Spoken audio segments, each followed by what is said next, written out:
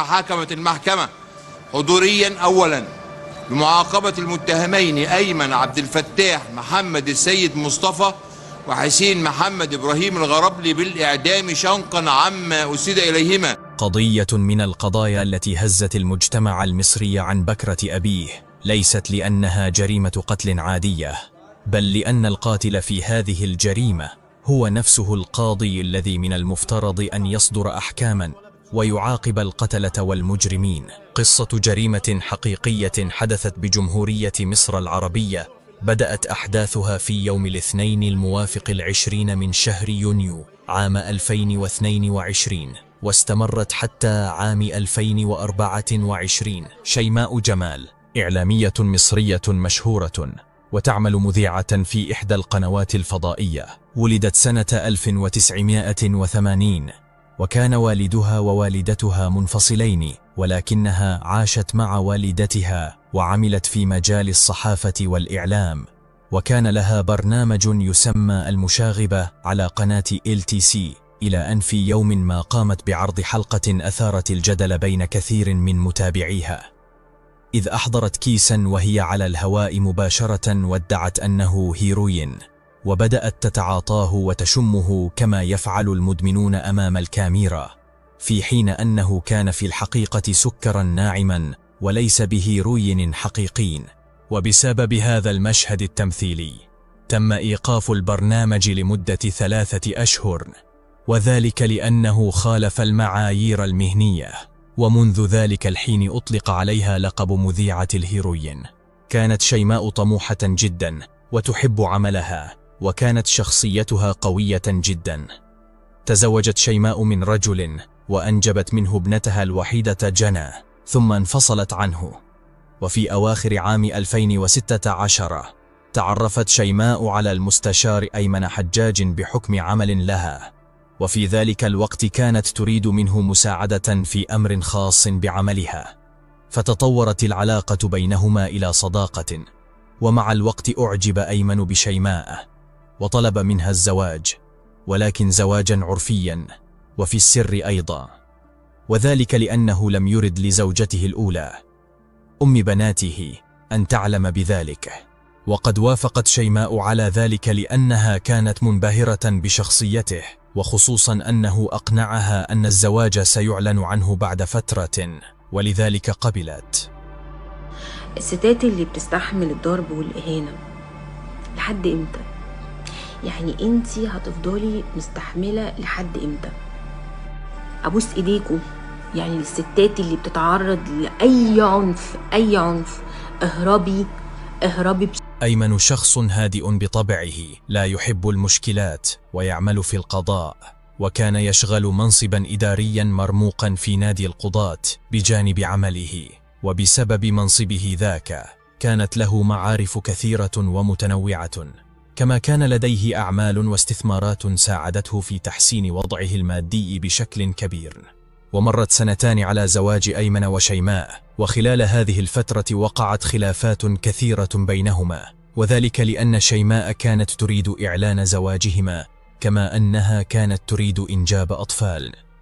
حاول أيمن تهدئة الأمور بينهما، وبعد ضغط شديد منها حاول توثيق الزواج العرفي رسميا في سنة 2019، ولكن المشكلات استمرت بينهما، وخاصة بعد أن اكتشفت شيماء أنه شخص غير مسؤول ويتراجع في وعوده، مما جعلها تتأكد أنه لن ينفذ وعده لها بإشهار الزواج.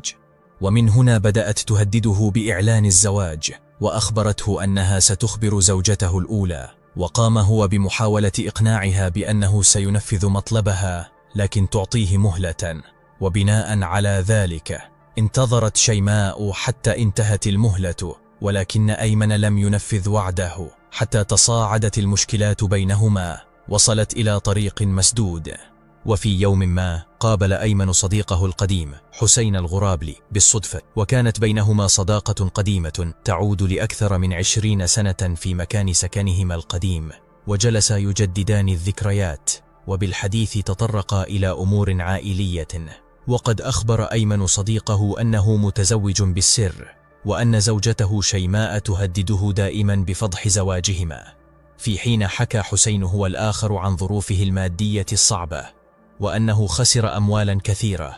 وتكررت اللقاءات بينهما، حتى في يوم ما فاجأ أيمن صديقه حسين بفكرة للتخلص من مشاكلهما، وهي أن يساعده في التخلص من شيماء، وفي المقابل سيقدم له مبلغا كبيرا يساعده على الخروج من أزمته.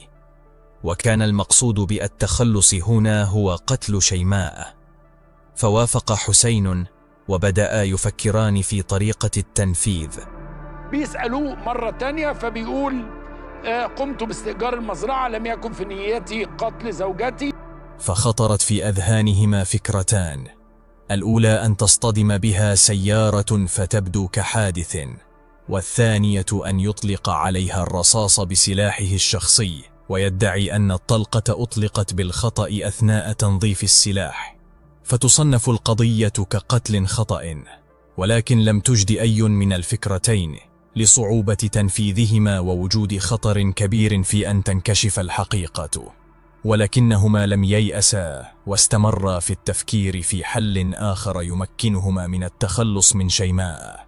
وفي نفس الوقت لم يكن في ذهنهما أن تكون الخطة خطرة عليهما، حتى وصلوا إلى الفكرة التي رأوها الأنسب لهما، وهي أن يستأجر مزرعة لمدة طويلة وتكون في مكان بعيد ومعزول. فلم يضيع حسين الوقت، وبدأ في البحث حتى وجد مزرعة على طريق البدرشين، وكانت تتوفر فيها كل المواصفات التي تم الاتفاق عليها مع أيمن. ثم بدأ في تنفيذ كل شيء من أدوات وعدة، وقام بحفر مقبرة لدفن شيماء بعد قتلها على أن تكون عميقة، وقد حفروا الأرض بعمق 3 أمتار.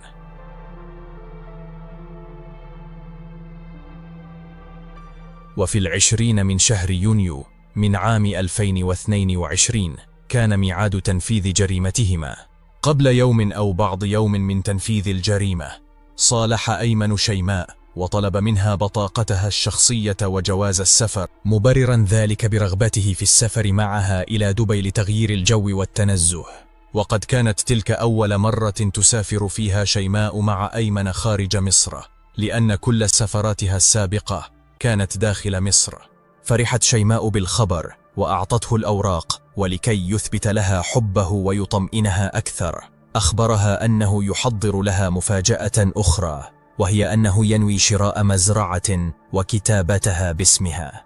فكادت شيماء أن تطير فرحا، وصدقته واتفق معها على الذهاب لرؤية المزرعة، حتى إذا أعجبتها تم توقيع عقد الشراء، وأعطاها 5000 جنيه، وقال لها تزيني لنذهب قبل السفر بيوم لرؤيتها. وفي يوم تنفيذ الجريمة انتظر أيمن شيماء أمام بيتها بسيارته، وقال لها اتركي سيارتك واركبي معي. ففعلت وهي مطمئنة، وما كانت تعلم أنها ذاهبة إلى نهايتها. ولما وصلوا إلى المزرعة دخلت شيماء وأيمن إلى الاستراحة، وكان حسين في انتظارهما. تعرف على شيماء وسلم عليها، وهي لا تعلم أنه أيضا يخطط للقضاء عليها. وبعد دقائق قليلة قال أيمن لحسين اعمل لنا شايا يا حسين. وكانت تلك عبارة سر بينهما، تعني أن العملية ستنفذ في الحال، وأنه لا تأجيل ولا موانع.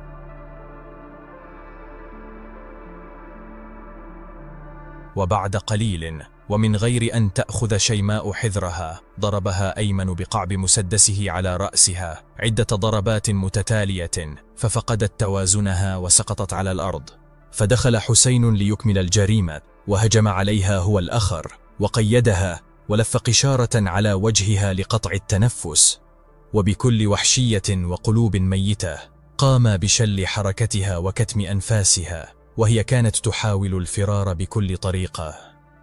فصرخ أيمن في وجه حسين قائلا هذه المرأة إن عاشت فسنذهب إلى التهلكة. وأكملوا الجريمة بكل قوتهما حتى توفيت. وبعد أن تأكدا من وفاتها بدأ في تجريدها من كل ما يدل على هويتها، ثم لفوها بقطعة قماش وسلسلة من الحديد، كأنهما كانا يخافان أن تكون لا تزال حية. ثم حملوها ووضعوها في السيارة، وتوجهوا إلى آخر المزرعة حيث كان المقبرة، فألقوها فيها. ولم يكتفوا بذلك، بل سكبوا عليها 3 زجاجات من ماء النار لطمس معالمها بشكل تام، ثم ردموا القبر عليها.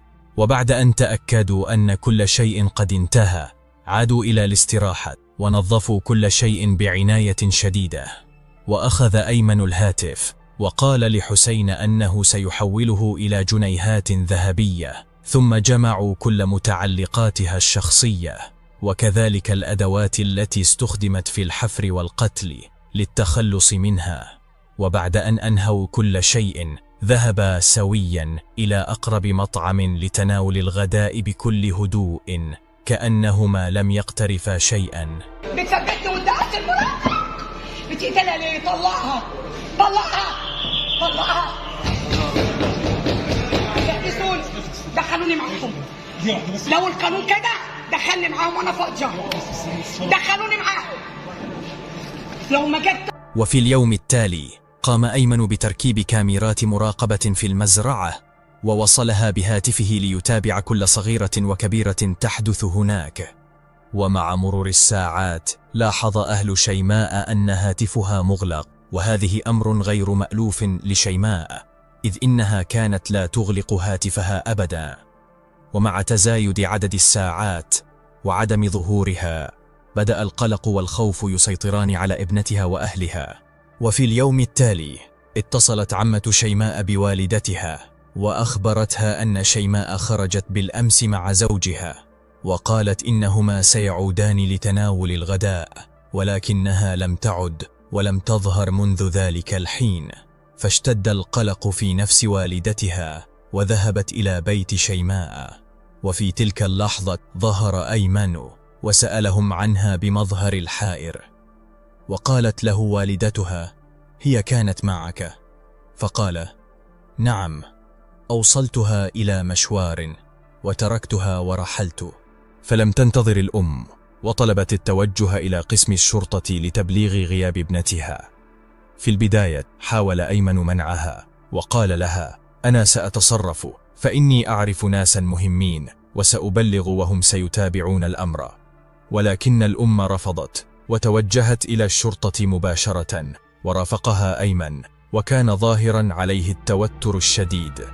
قاعد معايا يوم الثلاث الصبح يا راجل يا خايف يا خايف، قاعد معايا وجاي تدور على مراتك معايا، مش بتثبتني وادعت المراقبة، بتقتلها ليه؟ طلعها طلعها.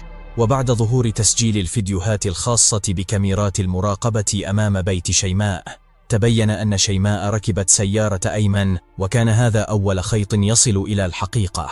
فتبعت الشرطة كل الكاميرات التي صورت طريق السيارة، وأظهرت وجود شيماء معه، على عكس ما أدلى به من أنه أنزلها عند المرشد ورحل. وعلى الرغم من أن أيمن وحسين قاما بإتلاف بعض الكاميرات، إلا أن النيابة وبالتحري والبحث استطاعوا الحصول على كافة الفيديوهات التي تظهر خط سير السيارة التي كانت تقل أيمن وشيماء، وتتبعوا ذلك الخط حتى وصلوا إلى المزرعة. وهنا تم إثبات أن هواتف أيمن وحسين وشيماء كانت جميعا متصلة ببرج اتصال واحد قريب من المزرعة في تلك الفترة. وكذلك في اليوم السابق للجريمة كانت هواتف أيمن وحسين متصلة أيضا بذات البرج، مما يثبت وجودهما في ذلك المكان. ومع الزيادة في البحث والتدقيق وجمع الأدلة، ظهر فيديو من كاميرا مراقبة أمام المحل الذي اشترى منه أيمن وحسين أدوات الحفر. وبعد كل تلك الأدلة تمت مواجهة كل متهم على حدة، واعترف بارتكاب الجريمة. وقام حسين بالإرشاد عن موقع جثمان شيماء. وبعد استخراج الجثة وإجراء الكشف الطبي عليها، تم إثبات واقعة القتل.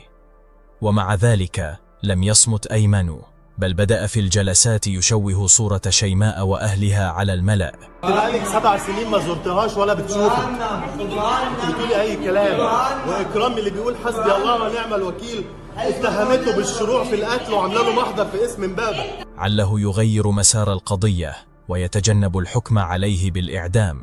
وأبشع ما قاله أيمن في حق شيماء، والذي أثار غضب النيابة وجعل ردها ناريا وقويا، هو أنه قال: هي شيطانة والله سيغفر لي ما فعلته فيها. وتم الحكم عليهما بالإعدام شنقا، وتحويل أوراقهم إلى فضيلة مفتي الجمهورية. ولا حول ولا قوة إلا بالله العلي العظيم.